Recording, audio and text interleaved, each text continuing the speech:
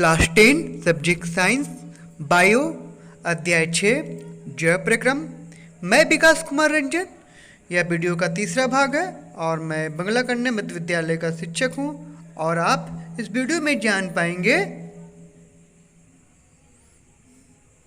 क्रियाकलाप 6.2 को, दूसरा विषमपोषी पोषण को, तीसरा जीव अपना भोजन कैसे करते हैं और चौथा क्रियाकलाप 6.3 को। तो आइए देखते हैं। यह कक्षा 10 की एनसीईआरटी की अध्याय 6 जैव प्रक्रम का यह भाग है और यह अध्याय 6 का तीसरा वीडियो है। और इसके पहले वीडियो में आप जान चुके हैं इस सजीव अपना भोजन कैसे प्राप्त करते हैं, पोषण के 2 प्रकार का वर्णन, स्वपोषी पोषण और विषमपोषी पोषण, तीसरा पत्ती के अनुप्रस्थ काट का विस्तार से वर्णन और चौथा क्रियाकलाप 6.1 में पत्तियों के मंड की उपस्थिति का परीक्षण। और जो वीडियो नहीं देखे वो डिस्क्रिप्शन में जाकर देख लेंगे, मैं उसका लिंक डाल दूंगा। अब हम अध्ययन करते हैं कि पौधे कार्बन डाइऑक्साइड कैसे प्राप्त करते हैं। कक्षा 9 में हमने रंध्र की चर्चा की थी। चित्र 6.3 में जो पत्ती की सतह पर सूक्ष्म छिद्र होते हैं, प्रकाश संश्लेषण के लिए गैसों का अधिकांश आदान प्रदान इन्हीं छिद्रों के द्वारा होता है। लेकिन यहाँ यह जानना भी आवश्यक है कि गैसों का आदान प्रदान तने, जड़ और पत्तियों की सतह से भी होता है। इन रंध्रों से पर्याप्त मात्रा में जल की भी हानि होती है। अतः जब प्रकाश संश्लेषण के लिए कार्बन डाइऑक्साइड की आवश्यकता नहीं होती है तब पौधे इन छिद्रों को बंद कर लेता है। छिद्रों का खुलना और बंद होना द्वार कोशिकाओं का एक कार्य है। द्वार कोशिकाओं में जब जल अंदर जाता है तो वो फूल जाती है और रंध्र का छिद्र खुल जाता है।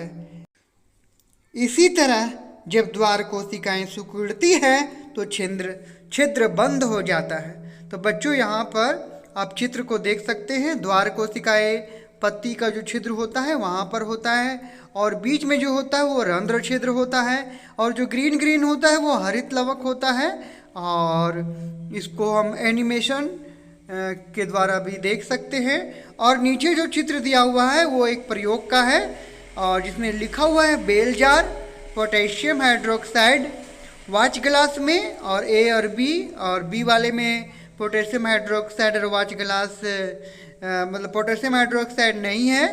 तो चित्र 6.4 प्रायोगिक व्यवस्था पोटेशियम हाइड्रोक्साइड के साथ पोटेशियम हाइड्रोक्साइड के बिना। बी वाला जो पिक्चर है, फोटो है, वो पोटेशियम हाइड्रोक्साइड के बिना है। तो आइए क्या प्रयोग है हम देखते हैं। क्रियाकलाप 6.2 लगभग समान आकार के गमले में लगे 2 पौधे लीजिए। 3 दिन तक उन्हें अंधेरे कमरे में रखिए। अब प्रत्येक पौधे को अलग अलग कांच पट्टिका पर रखिए। एक पौधे के पास वाच ग्लास में पोटेशियम हाइड्रोक्साइड रखिए। पोटेशियम हाइड्रोक्साइड का उपयोग कार्बन डाइऑक्साइड को अवशोषित करने के लिए किया जाता है। चित्र 6.4 के अनुसार दोनों पौधों को अलग अलग बेल जार से ढक दीजिए। जार के तले को सील करने के लिए कांच पट्टिका पर वैसलीन लगा देते हैं। इससे प्रयोग वायुरोधी हो जाता है। लगभग 2 घंटे के लिए पौधे को सूर्य के प्रकाश में रखिए। प्रत्येक पौधे से एक पत्ती तोड़िए तथा उपरोक्त क्रियाकलाप की तरह मंड की उपस्थिति को जांच कीजिए।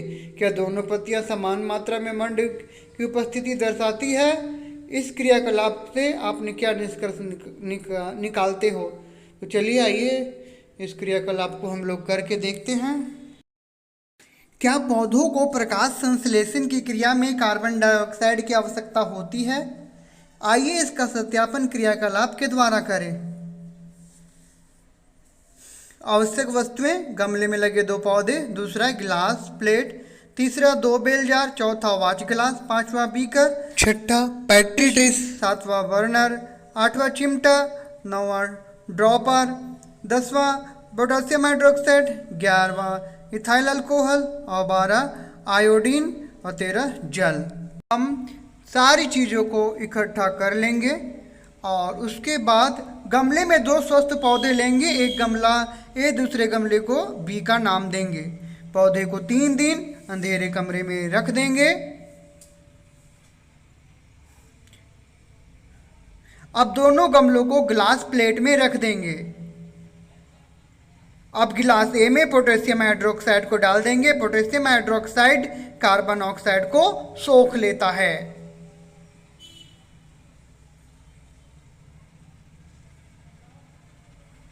अब दोनों गमलों को बेल जार से ढक देंगे।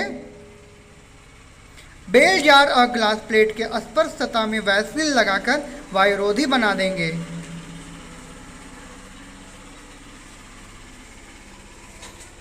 बेल जार और ग्लास अब इसे 2 घंटे के लिए धूप में छोड़ देंगे। अब दोनों गमलों से एक पत्ती तोड़कर इथाइल अल्कोहल से भरे बीकर में अलग अलग डाल देंगे।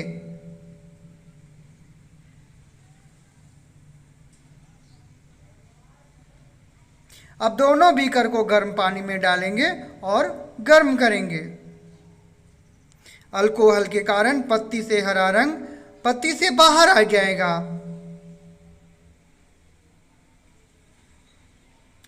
अब पत्ती को पानी से धो देंगे।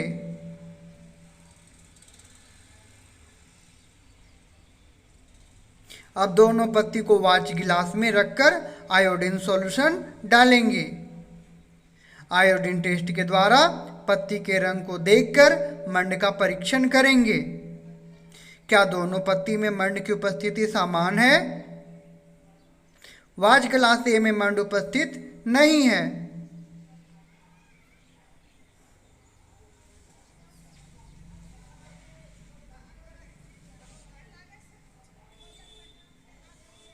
जबकि वाच गिलास बी की पत्ती में नीले रंग की उपस्थिति मंड को दिखाता है। वाच गिलास ए में पोटेशियम हाइड्रोक्साइड होने के कारण वहां के कार्बन डाइऑक्साइड को सोख लेने के कारण प्रकाश संश्लेषण की क्रिया नहीं हुई।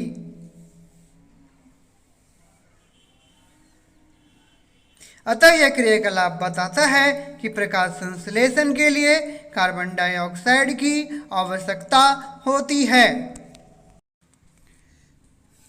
उपरोक्त 2 क्रियाकलाप के आधार पर क्या हम ऐसा प्रयोग कर सकते हैं जिससे प्रदर्शित हो सके कि प्रकाश संश्लेषण के लिए सूर्य की प्रकाश की आवश्यकता होती है? अब तक हम चर्चा कर चुके हैं कि स्वपोषी अपनी ऊर्जा आवश्यकता की पूर्ति कैसे करते हैं, लेकिन उन्हें भी अपने शरीर के निर्माण के लिए अन्य कच्ची सामग्री होती है। अतः अब तक हम यह चर्चा कर चुके हैं कि स्वपोषी अपनी ऊर्जा आवश्यकता की पूर्ति कैसे करते हैं, लेकिन उन्हें भी अपने शरीर के निर्माण के लिए अन्य कच्ची सामग्री की आवश्यकता होती है। स्थलीय पौधे प्रकाश संश्लेषण के लिए आवश्यक जल की पूर्ति जड़ों द्वारा मिट्टी में उपस्थित जल के अवशोषण से करते हैं। नाइट्रोजन, फास्फोरस, लोहा तथा मैग्नीशियम सरीखे अन्य पदार्थ भी मिट्टी से लिए जाते हैं। नाइट्रोजन एक आवश्यक तत्व है जिसका उपयोग प्रोटीन तथा अन्य यौगिकों के संश्लेषण में किया जाता है। इसे अकार्बनिक नाइट्राइट के रूप में लिया जाता है। इन्हें उन कार्बनिक पदार्थों के रूप में लिया जाता है जिन्हें जीवाणु वायुमंडलीय नाइट्रोजन से बनाते हैं। अब हम देखेंगे विषमपोषी पोषण। प्रत्येक जीव अपने पर्यावरण के लिए अनुकूलित है। भोजन के स्वरूप एवं उपलब्धता के आधार पर पोषण की विधि विभिन्न प्रकार की हो सकती है।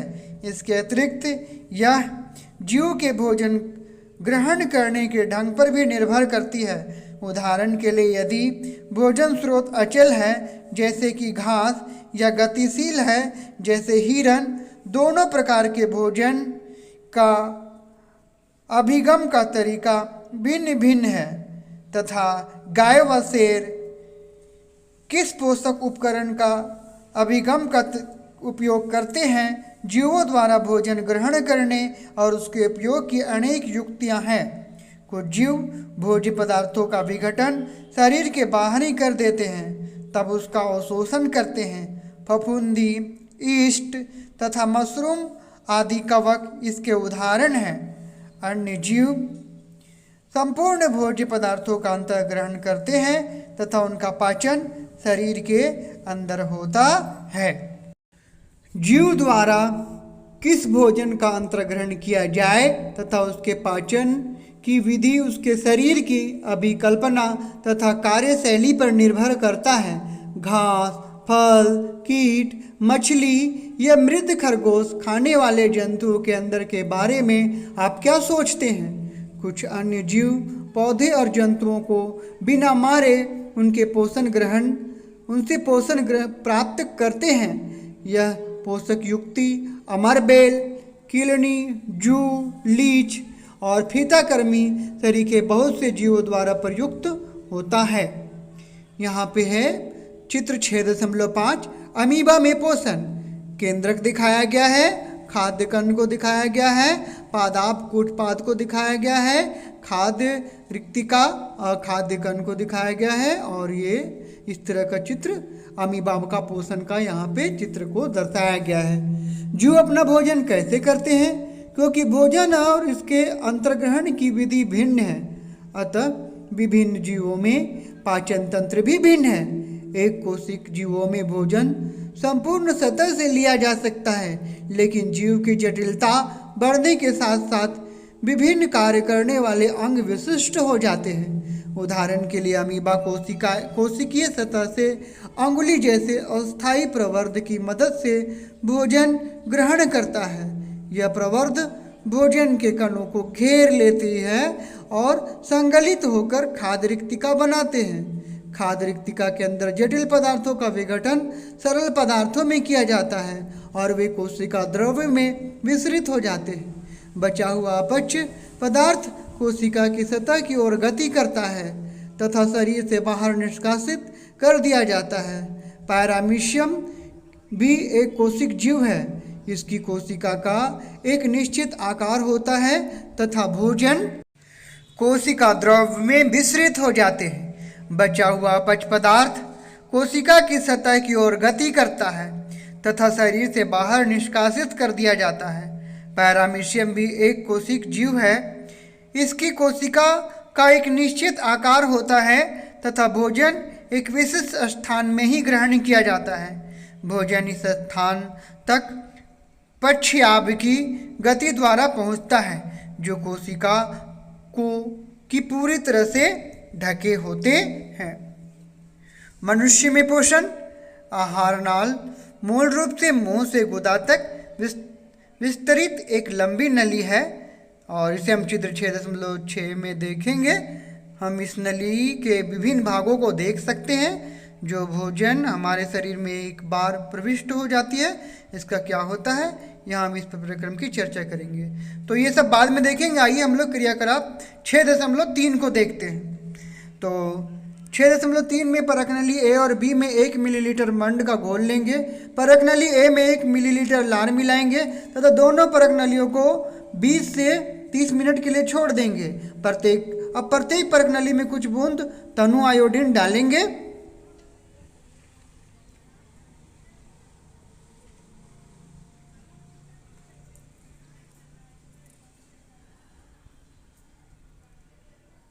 अब उसको अच्छे तरीके से मिला देंगे।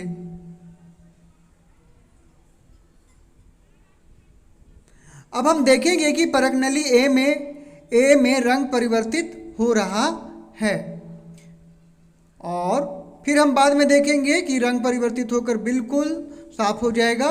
और यहाँ पर बता रहा है कि लार स्टार्च को परिवर्तित कर ग्लूकोज में बदल देता है। इसी की वजह से रंग में परिवर्तन हो जाता है और दूसरे बीकर में लार ना उपस्थित होने के कारण उसका रंग बैंगनी रहता है। तो इससे यह पता चलता है कि लार मंड का पाचन कर लेता है। तो बच्चों, इस वीडियो में इतना ही और अगले वीडियो में हम मनुष्य में पोषण को विस्तार से पढ़ेंगे और आगे इसी तरह वीडियो आगे बढ़ता जाएगा। तब तक इतना ही बच्चों, मिलता हूँ दूसरे वीडियो में।